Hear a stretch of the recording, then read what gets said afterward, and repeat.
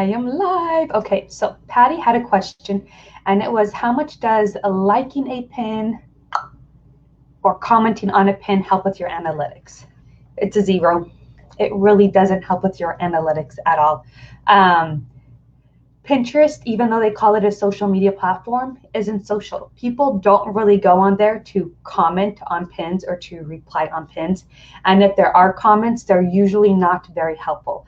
I actually just realized that I had a ton of comments on some of my pins on my food storage website. And so I went back up to like a year and I replied to them. But over a year time, I had maybe 20 to 30 comments. So people commenting on your pin doesn't really help. If people say they've used this pin or they recommend this pin, that helps a little bit more, but Pinterest doesn't really push that. And a lot of people don't really even realize that you can do that. So I wouldn't worry about commenting on people's pins. I wouldn't worry about getting comments on your pins. And I wouldn't worry about liking people's pins. If you, as a business owner, want to grow, you can support people's pins by repinning them because they're going to help your audience. Okay.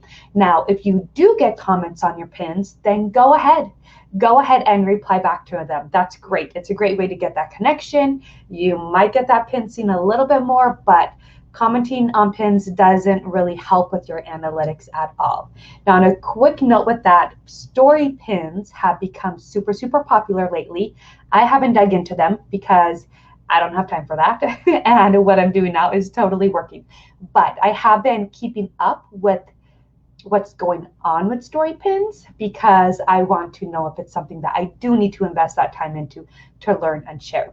But as of now, because they've launched it, it's been about 1 month, 2 months. I've had them for about a month. I know other people have had them more.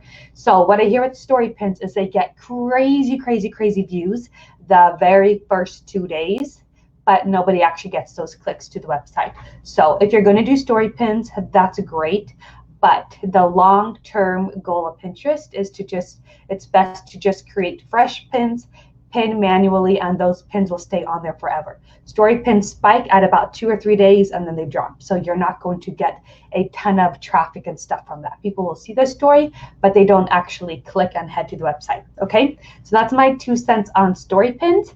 And let me check to see if there's any questions before I hop off. That's what I thought. Perfect, Patty. Awesome. Okay, I will chat with you guys later.